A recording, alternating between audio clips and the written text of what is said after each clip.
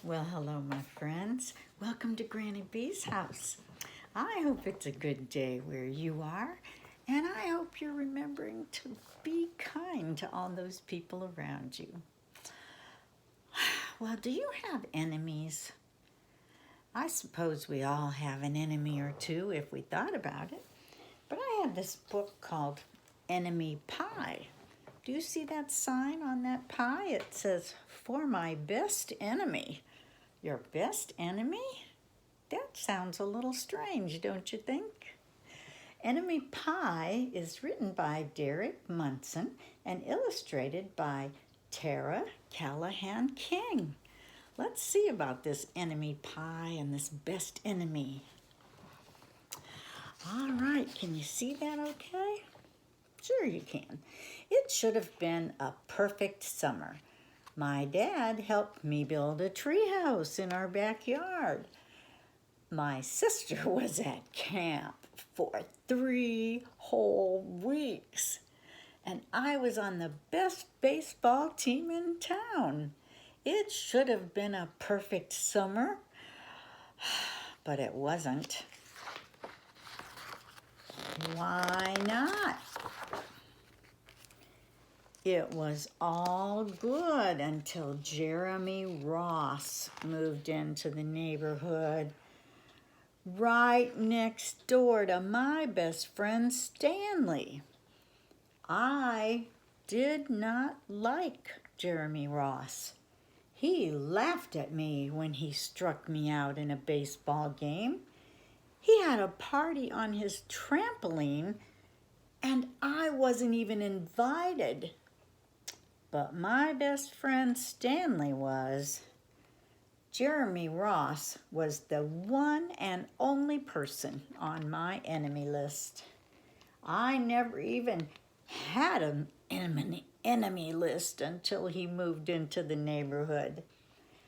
But as soon as he came along, I needed one. I hung it up in my treehouse where Jeremy Ross was not allowed to go. Dad understood stuff like enemies. He told me that when he was my age, he had enemies too. But he knew a way to get rid of them. I asked him to tell me how. Tell you how? I'll show you how, he said. He pulled a really old recipe book off the kitchen shelf. Inside, there was a worn-out scrap of paper with faded writing. Dad held it up and squinted at it. "Enemy pie," he said, satisfied. You may be wondering what exactly is in enemy pie. I was wondering too. But Dad said the recipe was so secret, he couldn't even tell me. I begged him. I decided it must be magic. I begged him to tell me something, anything. "I will tell you this," he said. "Enemy pie is the fastest way known to get rid of enemies." Now, of course, this got my mind working. What kind of things, disgusting things, would I put into a pie for an enemy? I brought Dad some weeds from the garden. He just shook his head.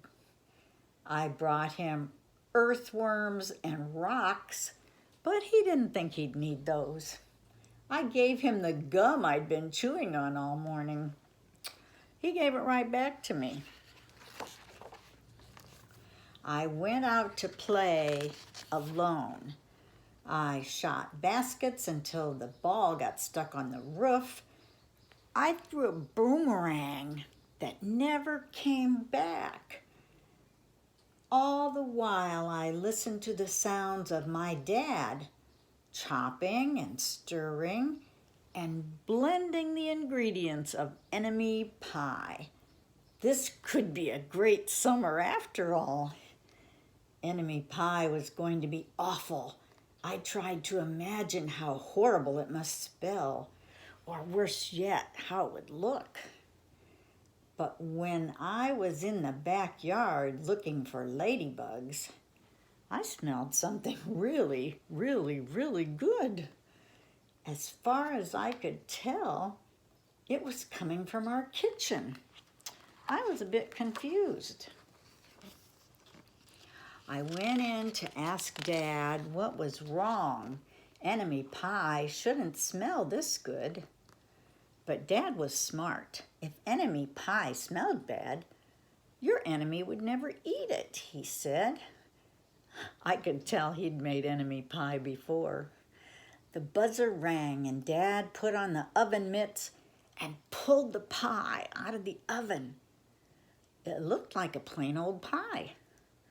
It looked good enough to eat. I was catching on. But still, I wasn't really sure how this enemy pie worked. What exactly did it do to enemies? Maybe it made their hair fall out, or their breath stinky. Maybe it made bullies cry. I asked Dad, but he was no help. He wouldn't tell me a thing. But while the pie cooled, he filled me in on my job. He talked quietly. There is one part of enemy pie that I can't do. In order for it to work, you need to spend a day with your enemy. Even worse, you have to be nice to him. It's not easy, but that's the only way enemy pie can work. Are you sure you want to go through with this? Oh, of course I was. It sounded horrible. It was scary, but it was worth a try. All I had to do was spend one day with Jeremy Ross. Then he'd be out of my hair for the rest of my life. I rode my bike to his house and knocked on the door. When Jeremy opened the door, he seemed surprised. He stood on the other side of the screen door and looked at me, waiting for me to say something. I was nervous. "Can you play?" I asked. He looked confused. "I'll go ask my mom," he said. He came back with his shoes in his hand. His mom walked around the corner to say hello. "You boys stay out of trouble," she said, smiling. We rode bikes for a while and played on the trampoline. Then we made some water balloons and threw them at the neighbor girls. But we missed. Jeremy's mom made us lunch. After lunch, we went over to my house. It was strange, but I was kind of having fun with my enemy. He almost seemed nice. But of course, I couldn't tell Dad that, since he had worked so hard to make this enemy pie. Jeremy Ross liked my basketball hoop. He said he wished they had a basketball hoop, but they didn't have room for one.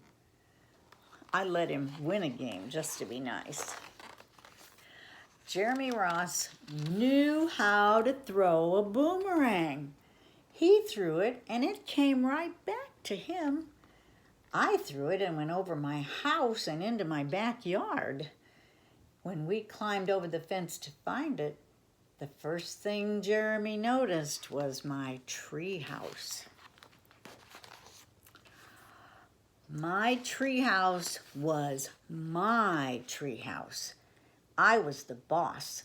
If my sister wanted in, I didn't have to let her. If my dad wanted in, I didn't have to let him. And if Jeremy wanted in, "Can we go in?" he asked. I knew he was going to ask me that, but he was the top person, the only person on my enemy list. And enemies aren't allowed in my treehouse. But he did teach me to throw a boomerang. And he did have me over for lunch.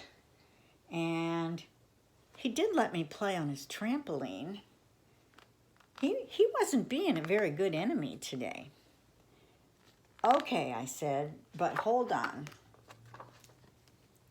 I climbed up ahead of him and tore my enemy list off the wall. I had a checkerboard and some cards in the treehouse, and we played games until my dad called us down for dinner. We pretended we didn't hear him, and when he came out to get us, we tried to hide from him, but somehow he found us. Dad made us macaroni and cheese for dinner, my favorite. It was Jeremy's favorite too. Maybe Jeremy Ross wasn't so bad after all. I was beginning to think maybe we should just forget about the enemy pie. But sure enough, after dinner, Dad brought out the pie. I watched as he cut the pie into 8 thick slices.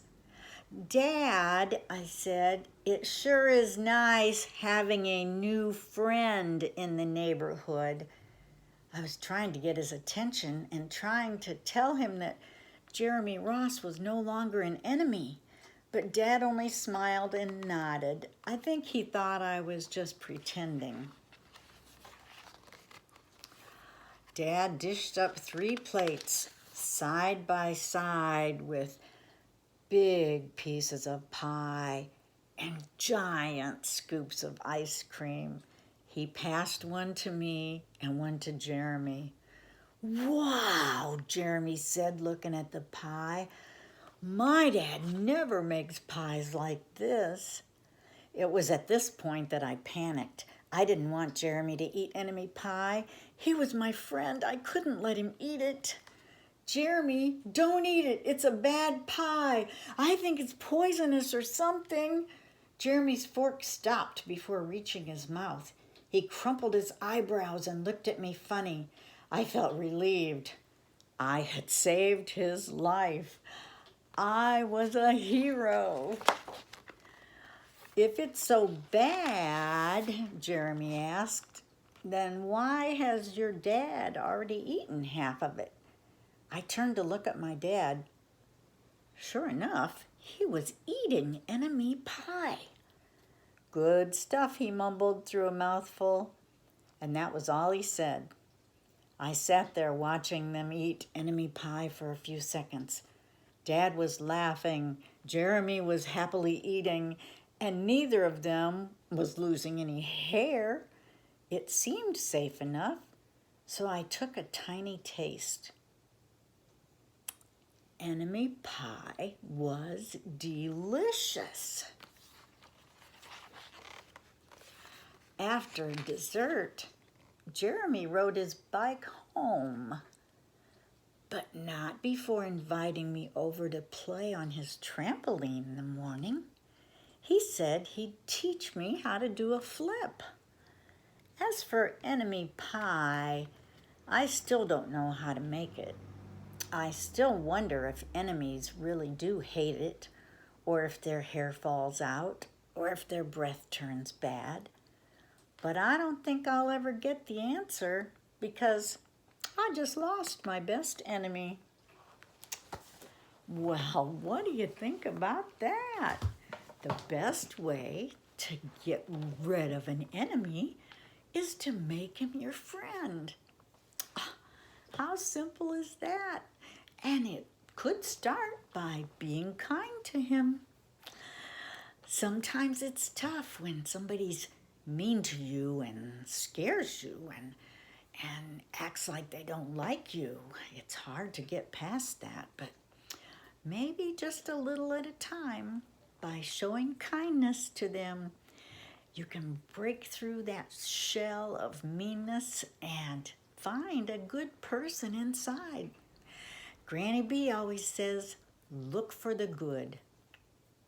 So you go out looking for the good in people and focus on that and just be kind to all those people around you. Okay? You remember, Granny B loves you, and I want you to come back and see me again real soon. Okay? Bye-bye.